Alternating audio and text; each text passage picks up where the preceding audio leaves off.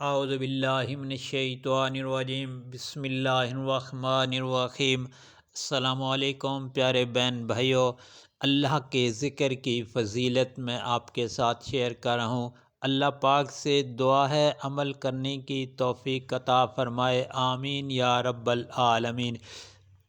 ایک دن حضرت موسیٰ علیہ السلام کسی راستے سے گزر رہے تھے کہ ان کے دل میں خیال آیا کہ صرف میں ہی اللہ کا ذکر کرتا جا رہا ہوں اور کوئی نہیں، تو اللہ تعالیٰ نے تمام جانداروں، درختوں اور پتوں کو حکم دیا کہ ذکر کی آواز بلند کرو، تو ہر طرف اللہ کے ذکر کی آواز بلند ہو گئی۔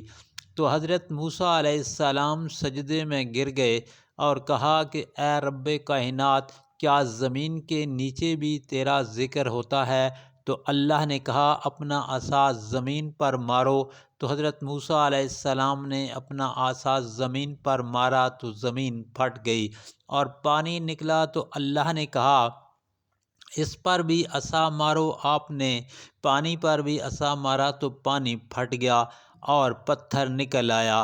تو اللہ نے کہا اس پر عصا مارو، تو آپ نے پتھر پر عصا مارا تو ایک سبز رنگ کا جانور اللہ اللہ کا ذکر کر رہا تھا۔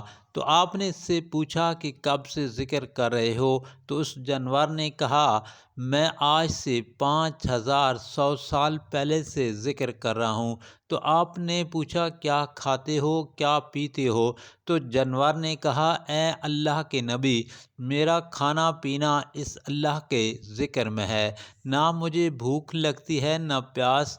اور اے نبی اللہ کے، اب تم جاؤ، کیونکہ جب سے اللہ نے مجھے بنایا ہے میں نے کسی سے بات نہیں کی، کہیں ایسا نہ ہو اللہ مجھ سے ناراض ہو جائے۔ یہ سن کر حضرت موسیٰ علیہ السلام سجدے میں گر گئے اور زمین برابر ہو گئی۔ پیارے بھائیوں اور بہنوں، قرآن مجید فرقان حمید میں اللہ پاک کا ارشاد ہے، بسم اللہ الرحمن الرحیم، الا بذکر اللہ وتطمئن القلوب۔ دلوں کا سکون اللہ تعالیٰ کے ذکر سے ہوتا ہے۔ پیارے بھائیوں اور بہنوں، اللہ پاک سے دعا ہے عمل کرنے کی توفیق عطا فرمائے۔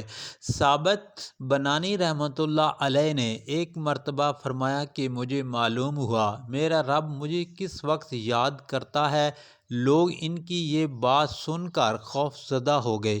کسی نے عرض کیا یہ بات آپ کس طرح جانتے ہیں؟ آپ کا رب آپ کو اس وقت یاد کر رہا ہے۔ فرمانے لگے جب میں اسے یاد کرتا ہوں تو وہ مجھے یاد کرتا ہے۔ جو لوگ مجلس میں بیٹھ کر اللہ تعالیٰ کا ذکر کرتے ہیں، فرشتے انہیں گھیر لیتے ہیں، رحمت الہی ان کا احاطہ کر لیتی ہے اور اللہ تعالیٰ ان کا ملائکہ سے ذکر کرتے ہیں۔ جو لوگ جمع ہو کر محض رضا الہی کے لیے اللہ تعالیٰ کا ذکر کرتے ہیں تو آسمان سے ایک پکارنے والا انہیں یہ خوشخبری سناتا ہے کہ اٹھو، تمہاری مغفرت ہو گئی، تمہارے گناہ نیکیوں میں بدل گئے، تمہارے گناہ معاف کر دیے گئے۔ پیارے بھائیوں اور بہنوں، نبی کریم صلی اللہ علیہ وآلہ وسلم نے ارشاد پاک فرمایا کہ جس شخص نے 100 مرتبہ لا الہ الا اللہ اور 100 مرتبہ اللہ اکبر پڑھا تو یہ اس کے لیے 10 غلام آزاد کرنے، 7 اونٹ یا گائے قربان کرنے سے بہتر ہے۔ جو شخص ہر روز 100 مرتبہ لا الہ الا اللہ پڑھے، اسے 10 غلام آزاد کرنے کا ثواب ملے گا، 100 نیکیاں لکھی جائیں گی، 100 گناہ معاف ہوں گے، اور اسی روز شام تک اس سے شیطان سے پناہ حاصل رہے گی۔ اس شخص کے عمل سے افضل کسی کا عمل نہیں، ہاں اس شخص کا عمل افضل ہے جس نے اس سے زیادہ پڑھا ہو۔ جو شخص اچھی طرح وضو کرے اور آسمان کی طرف نگاہ اٹھا کر یہ کلمات پڑھے، اشہد ان لا الہ الا اللہ وحدہ لا شریک لہ واشہد ان محمدً عبدہ والرسول، تو اس کے لیے جنت کے دروازے کھول دیے جاتے ہیں، یعنی وہ جس دروازے سے چاہے داخل ہو جائے۔ سبحان اللہ، لا الہ الا اللہ پڑھنے والوں پر ان کی قبروں میں اور قبروں سے اٹھنے میں وحشت نہیں ہوگی۔ گویا میں ان لوگوں کو دیکھ رہا ہوں کہ وہ سور پھونکنے کے وقت اپنے سروں سے مٹی جھاڑ رہے ہیں اور کہہ رہے ہیں اللہ کا شکر ہے کس نے ہم سے غم دور کیا، بے شک ہمارا رب مغفرت کرنے والا ہے، قبول کرنے والا ہے۔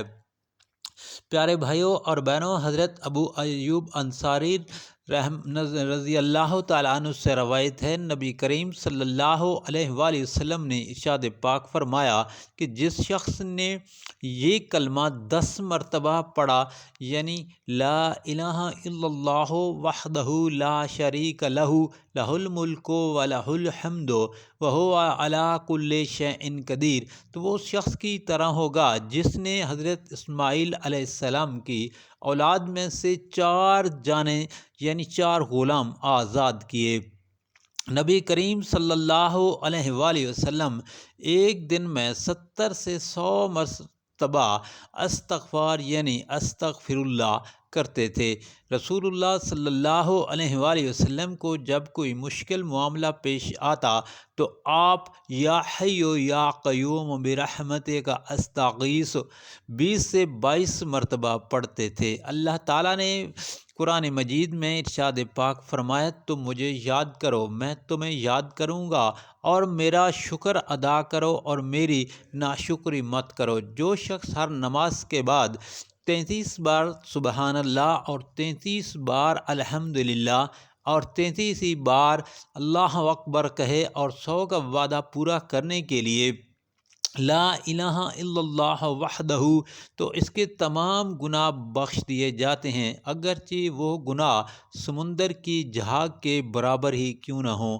جو شخص ایک دن میں 100 مرتبہ سبحان اللہ و بحمدہ کہے گا تو اس کے گناہ معاف کر دیے جائیں گے۔